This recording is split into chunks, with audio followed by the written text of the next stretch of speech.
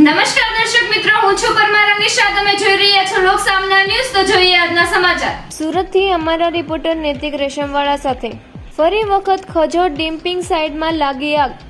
52 દિવસમાં ફરી ખજોદ ડિમ્પિંગ સાઇટ પર આગ લાગી.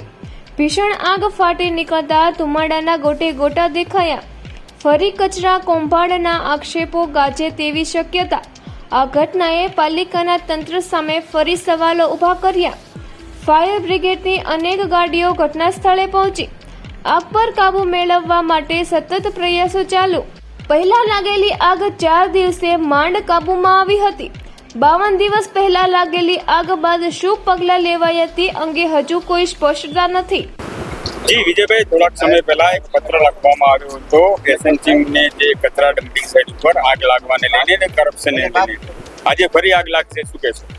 આપ જોશો કે ગયા મહિના ફેબ્રુઆરી મહિનામાં આગ લાગી અને ફરી આજે પછી ફરીથી આગ લાગી છે. આગ લાગવાનું કારણ હજુ બી અકબંધ છે. તમે જોશો કે સુરત મહાનગરપાલિકાને સોલિડ વેસ્ટ મેનેજમેન્ટના નિકાલ માટે અને છેલ્લા 3 વર્ષથી તમે જોશો કે આપણે સુરત શહેરનો અવ્વલ નંબર આવે છે કચરાના નિકાલમાં, પરંતુ જમીની હકીકત કંઈ પણ વિપરીત છે. ખજોદ ખાતે 3 વર્ષમાં 30 લાખ મેટ્રિક ટન કચરાનો નિકાલ કરવાનો હતો, પરંતુ ફક્ત ને ફક્ત 14 લાખ મેટ્રિક ટન કચરાનો જ નિકાલ થયો છે.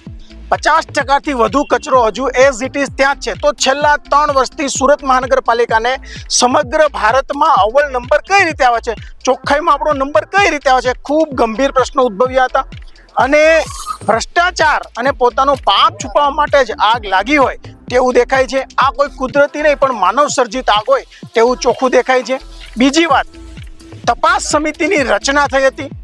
જાન્યુઆરી મહિનામાં તપાસ સમિતિની રચના થઈ. આજે માર્ચ મહિનો છે અને હજુ બી તપાસ સમિતિ બાબતે કોને બોલાવ્યા, કોણ જવાબદાર અધિકારીને બોલાવ્યા, હજુ પણ કોઈ પણ પ્રકારના રિપોર્ટ બહાર આવ્યો નથી. અને આ ફરીથી આગ લાગવી એ કંઈક ને કંઈક શંકા ઉદ્ભવે છે. 52 દિવસ પહેલા પણ આગ લાગી હતી અને ફરી 52 દિવસ બાદ પણ લાગી હતી. આજે આગ લાગવાનું કારણ હજુ સામે આવ્યું નથી. તંત્રની કેટલી નિષ્ફળતા. 30 લાખ મેટ્રિક ટન કચરાની મેં જે વાત કરી એ જ્યાં સુધી નિકાલ નહીં થાય ત્યાં સુધી હજુ બી આગ લાગશે. આ આગ લાગી આને બુઝાવી દેશે. ફરી મહિના પછી 2 મહિના પછી ફરી આગ લાગશે.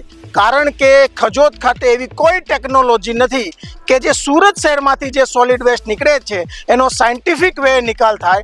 એના માટે એક જ ઓપ્શન છે કે આ કચરો બારોબાર ડમ્પિંગ કરી દેવો.